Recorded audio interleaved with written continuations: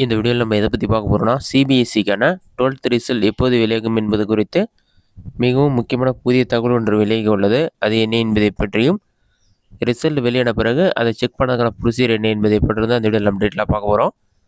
தற்போது வெளியான தகவலின்படி பார்த்தீங்கன்னா சிபிஎஸ்சிக்கான 12th ரிசல்ட் பார்த்தீங்கன்னா எக்ஸ்பெக்டட் டேட் வந்து ஏப்ரல் 30ஆம் தேதி வருவதற்கு அதிக வாய்ப்புள்ளதாக கூறப்பட்டுள்ளது. அப்படி ஏப்ரல் 30ஆம் தேதி வரனா மே முதல் வாரத்தில் சிபிஎஸ்சிக்கான 12th ரிசல்ட் வெளியாகும் என்று எதிர்பார்க்கப்படுகிறது. இதேமாரி தான் வந்து சிபிஎஸ்சிக்கான 10th ரிசல்ட் வந்து சமீபத்தில் வெளியானது. அது ஏப்ரல் மிட்வீக்கில் வரும்னு சொல்லியிருந்தாங்க. அதேமாதிரியே ஏப்ரல் 15ஆம் தேதி வெளியிடப்பட்டுள்ளது.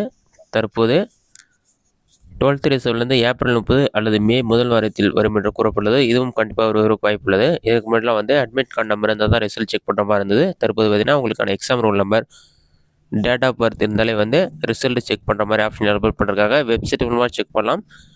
டிஜிலாக்கர் ஆப் அல்லது உமாங் ஆப் மூலமாகவும் நீங்கள் 3 மெத்தடில் செக் பண்ணுறதுக்கான ஆப்ஷன் வந்து எனபிள் பண்ணிருக்காங்க.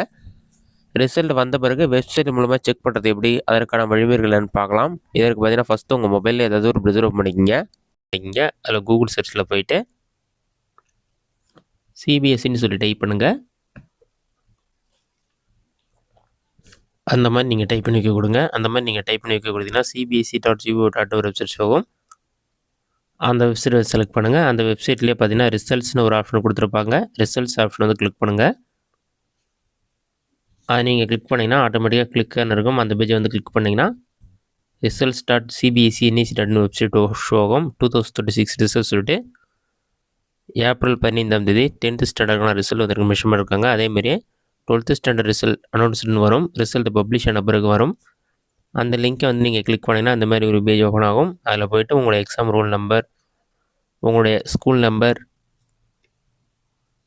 Admit card ID, captcha code எல்லாமே என்டர் பண்ணி சப்மிட் கொடுத்தீங்கன்னா உங்களுக்கான ரிசல்ட் ஷோ ஆரம்பிச்சிடும். இதுவே டிஜிலாக்கர் வெப்சைட் உமாங் ஆப்பில் நீங்கள் ரிசல்ட் செக் பண்ணுறதுக்கு ரோல் நம்பர், டேட்டா பற்றி யூஸ் பண்ணி ரிசல்ட் செக் பண்ணுற மாதிரி தற்போது புதிதாக வந்து 10th ஸ்டாண்டர்ட் ரிசல்ட் அறிமுகப்படுத்தினாங்க. அதேமாதிரி 12th ஸ்டாண்டர்ட் ரிசல்ட்டும் ரோல் நம்பர், டேட்டா பற்றி யூஸ் பண்ணி நீங்கள் டிஜிலாக்கர் வெப்சைட் அல்லது உமாங் ஆப் மூலமாக செக் பண்ணலாம்.